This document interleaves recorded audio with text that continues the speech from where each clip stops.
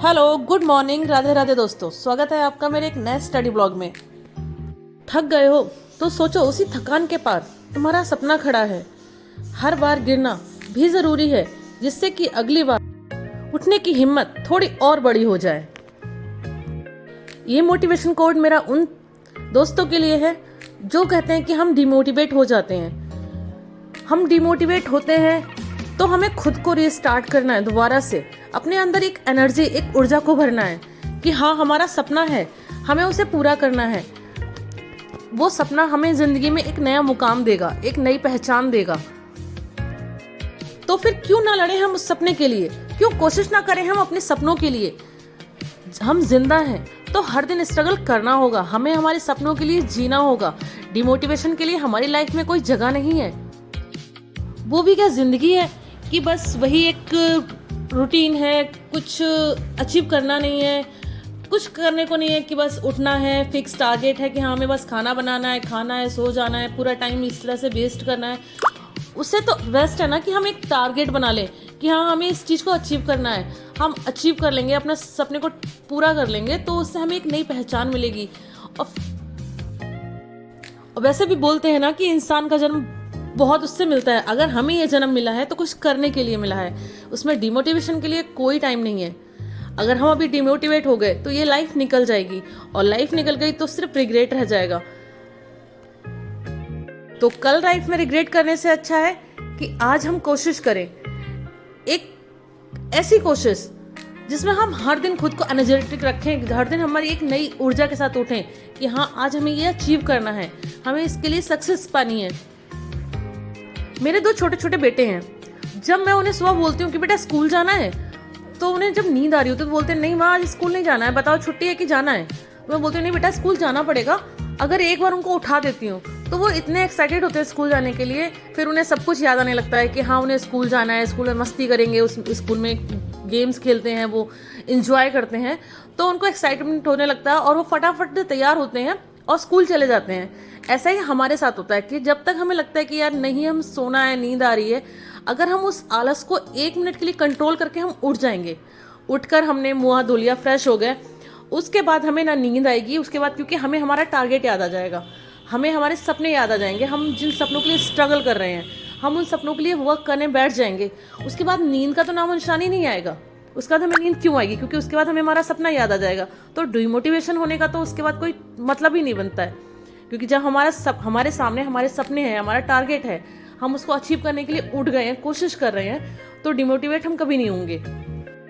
अगर आप स्टार्ट करना चाहते हो और आप बार बार डिमोटिवेट होते हो, तो अभी आप छोटे छोटे से टारगेट बनाओ, उनको छोटा छोटा थोड़ा थोड़ा पढ़ो, मतलब छोटे टारगेट बनाओ, उसको पूरा अचीव करने की कोशिश करो। ये नहीं कि एक दिन में बहुत सारा करो।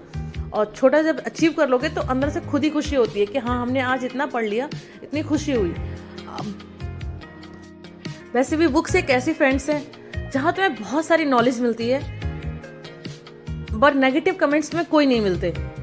मुझे मेरे लिए बुक्स बहुत अच्छी दोस्त लगती हैं। अगर मैं कोई स्टडी ना करूं, तैयारी ना भी करूं, तो भी मैं बुक्स पढ़ना पसंद करती हूँ। कोई भी स्टोरी है या कोई भी हम चीज़ पढ़ सकते हैं जिससे हमें अच्छा लगता है, हम अच्छा फील करते हैं, और बहुत अच्छा मतलब वो होता है कि हमें कोई नेगेटिव नहीं मिलता। अगर उसकी जगह हम किसी से बात करते हैं, हमने 2 घंटे किसी से बात कर ली, ठीक है, 2 घंटे बात करने के बाद कुछ ना कुछ ऐसा हमारे मुंह से निकलेगा या दूसरे वाले से निकलेगा कि हम वो दिमाग में 4 दिन तक सोचते रहेंगे कि ऐसा क्यों बोला हमने, या ऐसा क्यों बोला अगले ने हमारे लिए। तो उससे बेस्ट है ना कि हम अपनी बुक्स को वो टाइम दें। मैंने अपनी लाइफ में करीब 8 साल वेस्ट कर लिए हैं।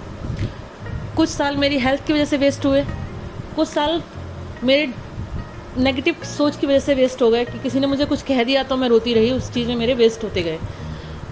बाद में यही डिसीजन निकला, यही उसका कंक्लूजन रहा कि अगर मैं औरों की सुनूंगी तो मैं अपनी लाइफ कभी जी नहीं पाऊंगी। और रही बात हेल्थ इश्यूज़ की, तो वो तो होते ही हैं। अगर उनके साथ भी हम लाइफ जी रहे हैं तो फिर अपने सपनों के लिए स्ट्रगल क्यों नहीं कर सकते हैं? क्योंकि कई साल मेरे सिर्फ हेल्थ इश्यूज़ के ख़राब हुए। अगर मेरी इतने हेल्थ में प्रॉब्लम नहीं आती तो शायद मेरे इतने साल ख़राब नहीं होते। मैं कुछ ना कुछ तो कर रही होती अभी। तो मैं तो हर किसी के लिए बस एक ही बात बोलना चाहती हूँ कि अगर हम जिंदा हैं और ये लाइफ जी रहे हैं तो हमें स्ट्रगल तो करना ही है। तो क्यों ना एक स्ट्रगल अपने सपनों के लिए किया जाए, और वो भी पूरी कोशिश के साथ किया जाए। हम हर दिन जिए खुद को एनर्जिक रखें, पॉजिटिव रखें। हम पॉजिटिव सोचेंगे तो सब कुछ पॉजिटिव होगा। जिस तरह से नेगेटिविटी में जाकर मैंने 2-3 साल बर्बाद किए, फिर हेल्थ इश्यूज़ के जाकर बर्बाद किए, उस तरह से कोई और ना करे। कोई और डिमोटिवेशन या फिर औरों की बात सुन के डिमोटिवेट होकर अपनी लाइफ को यूँ डिस्ट्रॉय ना करे।